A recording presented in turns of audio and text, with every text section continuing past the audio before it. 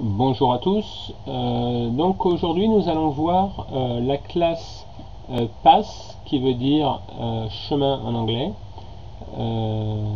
qui appartient au namespace system.io. Donc j'ai écrit les méthodes à l'avance. Donc la première méthode c'est getDirectoryName qui renvoie le répertoire dans lequel se trouve soit votre chemin de fichier, soit votre chemin de répertoire. Donc qu'est-ce qu'il fait? Il fait un return pass.getDirectoryName du chemin du répertoire passé en paramètre à la méthode. Ensuite, on a la méthode getExtension qui est l'extension du fichier. Ensuite, on a getFileName, donc le nom du fichier, son nom avec l'extension. Ici, j'ai écrit le nom getFileName with extension, obtenir le nom du fichier avec son extension. Ou alors, on a une méthode qui s'appelle getFileName without extension, c'est-à-dire sans l'extension. Donc je vais faire F5, ça va être un peu plus parlant. Donc le répertoire, toujours mon répertoire de travail c'est setemp 0 test. Le répertoire Toto il est dans setemp 0 test. Donc que ce soit un fichier ou un répertoire, il vous dit il se trouve dans tel répertoire, c'est-à-dire qu'il remonte d'un cran. Ensuite, on dit l'extension du fichier. Alors, on passe un fichier. Mon fichier ici, c'est test3.txt. Donc, son extension, c'est .txt. Alors, si vous voulez que le texte de l'extension, il faut juste commencer au deuxième caractère en enlevant le point. Ensuite, le nom du fichier avec l'extension, c'est test3.txt. Comme on le voit, c'est un peu simple, mais dans des programmes, c'est assez utilisé couramment.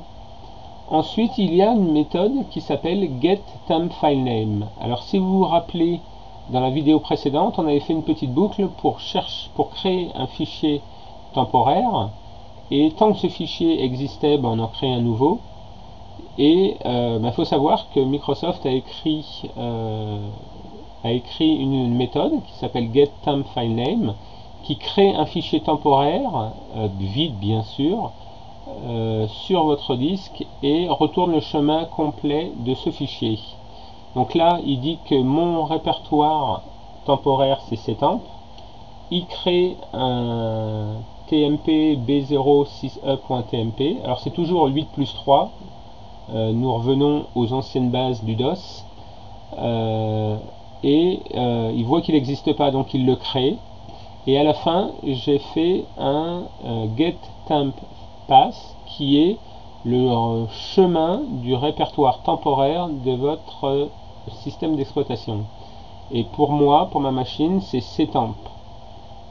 Pourquoi setemp? Parce que j'aime bien avoir un seul répertoire où j'ai tous mes fichiers temporaires et pas ces Windows temporaires, ces document setting temporaire.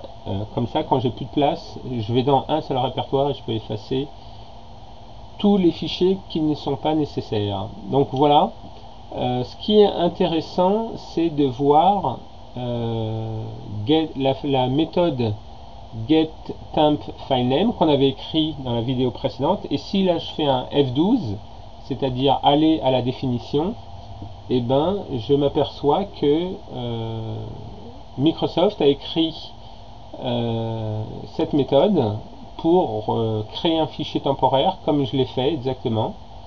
Alors les exceptions, c'est si le répertoire temporaire est en lecture seule, là vous avez un problème, ou alors si il n'y a plus de place sur votre disque, là le fichier ne pourrait pas être créé. Alors voilà, donc c'était la fin de